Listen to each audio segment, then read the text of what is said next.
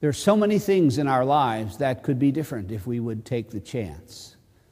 If we would simply reach out. If we would simply take the risk. But fear paralyzes us. Fear keeps us from trying. What will people say? Who cares?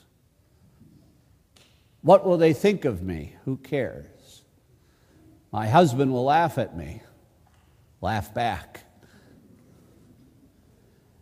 We're so concerned about that we get paralyzed. So the challenge for us today is this. If we're ever going to change the world, if we're going to ever make things different, if we're ever going to make things better, then we have to not be afraid. Whether it's a moral issue where we have to make our voices heard, or we're afraid. I don't want to write to the president because then the FBI will put me in a file. You're probably there anyway. I don't want to get involved. I don't want to step forward. I'm paralyzed. Now, what do you think the reaction is going to be at the time of judgment? You had a talent to sing, and you didn't join the choir. Well, I was busy. You had an opportunity to speak out in a moral situation, but you didn't do it. You had an opportunity to share, but you went and buried your talents. As you and I pray today, let's do an inventory. Let's look at our lives. And let's challenge ourselves. And remember that last part where he said, take this guy and put him outside. This one that was afraid. And he was tortured then by his own regret.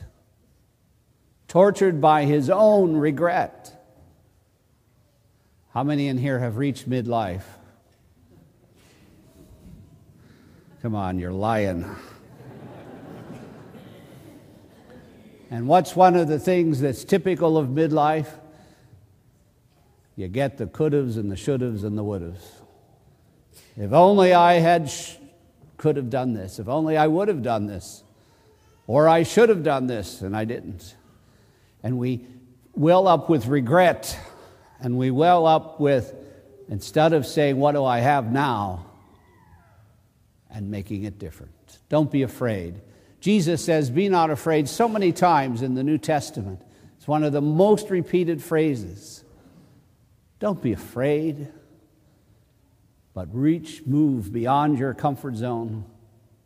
Try something new. Unleash the gifts and the talents that you have within you and remake the world for Christ through what you have within you. Have you buried your talents? You've got to ask yourself, because someone else will ask you. You don't get into heaven just because you know your envelope number, because you'd all be in trouble if that were the criteria. How many know their envelope number? One. Okay.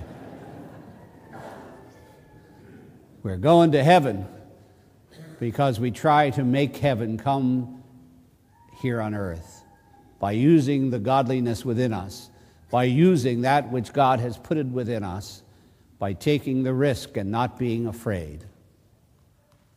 Do an inventory. What do you need to do? And when do you need to do it? And are you afraid?